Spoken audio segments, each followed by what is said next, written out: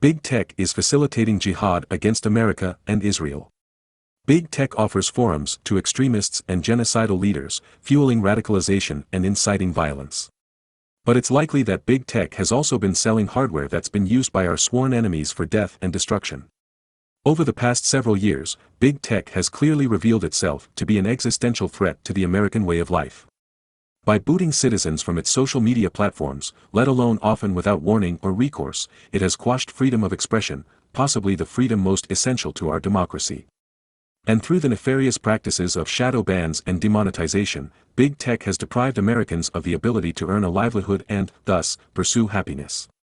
At the same time, quietly but increasingly, Big Tech, the handful of US-based corporations that make up the Silicon Valley cartel, has been taking its ideological war against America abroad. Now its hypocrisy and cravenness, and arguably its treason, too, has been exposed during this latest outbreak of carnage against Israel.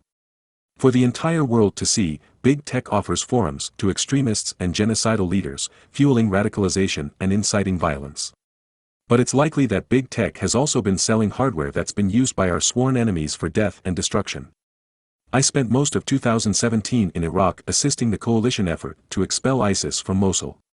Weaponized drones constituted perhaps the greatest threat US soldiers and Iraqi counterparts faced on the battlefield.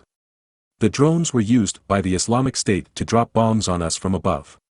Lo and behold, the drones we identified and recovered were not makeshift flyers.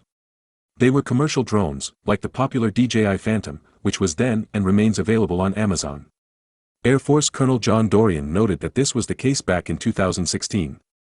Through Amazon Global, Amazon ships products to, among other countries in the Middle East, Jordan and Saudi Arabia, both of which border Iraq. Also while serving abroad, my Iraqi counterparts showed me that ISIS jihadists were mainly using Facebook's two end-to-end encrypted messaging apps, Messenger and WhatsApp, as their primary means of communication to plan and coordinate attacks.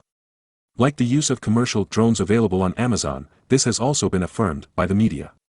What's happening in the Middle East right now must finally raise intense scrutiny about Big Tech's collusion in the bloodshed.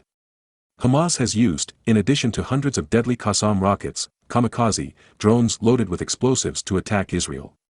So far, they seem to be knockoffs of Iran's Heza Ababil Swallow drone. But it's not inconceivable that Hamas has or will soon try to emulate ISIS by using commercial drones.